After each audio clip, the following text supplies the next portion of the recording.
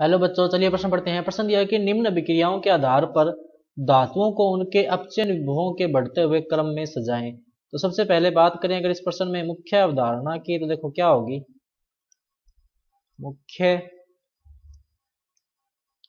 अवधारणा जो इस प्रश्न में होगी वो होगी अपचयन विभव का क्रम। अपचयन विभव का क्रम।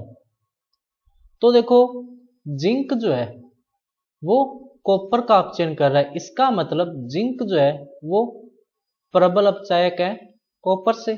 उसके बाद में देखो, कॉपर जो है वो एजी का अपचयन कर रहा है, इसका मतलब क्या हुआ कि कॉपर जो है वो प्रबल अपचायक है एजी से। इसके बाद में अगर अपने देखें तो मैग्नीशियम जो है वो किसका अपचयन कर रहा है, जिंक का, इसका मतलब मैग्नीशियम जो है वो प्रबल अपचायक है जिंक से। इन सारे क्रम्स को अगर अपने लगाएं तो अपने अपचायक क्षमता का देखो क्रम देख सकते हैं। अपचायक क्षमता का क्रम, तो अपचायक क्षमता का क्रम देखो क्या आ जाएगा, सबसे आगे कौन होगा। अगर अपने अपचायक क्षमता का क्रम लिखें तो देखो सबसे आगे कौन होगा, मैग्नीशियम। उसके बाद में देखो कौन आएगा, जिंक।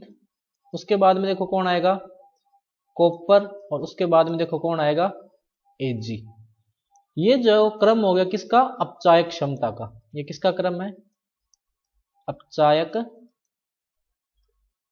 क्षमता का क्रम है। अब देखो, जो प्रबल अपचायक होता है उसका अपचयन विभव क्या होता है, कम होता है। प्रबल अपचायक का अपचयन विभव क्या होता है, कम होता है। अपचयन विभव कम होता है, या ये भी कह सकते हैं कि जिसका अपचयन विभव कम होता है वो क्या होता है, प्रबल अपचायक होगा। इसका मतलब अपचयन विभव का क्रम क्या होगा, इसका अपोजिट या उल्टा होगा। तो सबसे आगे कौन होगा, Ag, फिर Cu, फिर जिंक, फिर कौन होगा, Mg।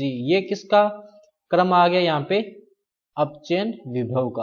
अपचयन विभव का ये क्रम हो गया। तो देखो सही विकल्प कौन सा होगा, सबसे आगे कौन है, Ag, उसके बाद में Cu, फिर जिंक, फिर Mg, यानी विकल्प नंबर सी। तो बच्चों ये था आपका उत्तर। मैं आशा करता हूँ आपको समझ में आया होगा। धन्यवाद।